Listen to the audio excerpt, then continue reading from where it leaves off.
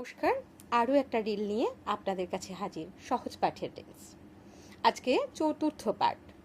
চন্দননগর থেকে আনন্দবাবু আসবেন। তিনি আমার পাড়ার কাজ দেখতে চান। দেখো যেন নিন্দা না হয়।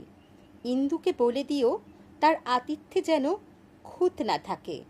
তার ঘরে সুন্দর দেখে ফুলদানি রেখো, তাতে কুন্দ ফুল আর আকন্দ থাকবে।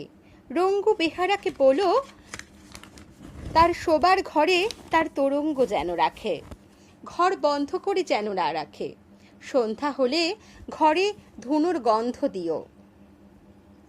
দীনবন্ধুকে রেখো তার পাশের ঘরেই।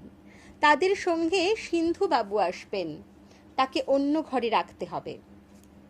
বিন্দুকে বলে মালা চন্দন তৈরি রাখা যায়। বন্দে মাতরম গান নন্দী জানে তো, সেই অন্ধ গায়ককেও ডেকো, সে তো মন্দ গায় না। ধন্যবাদ।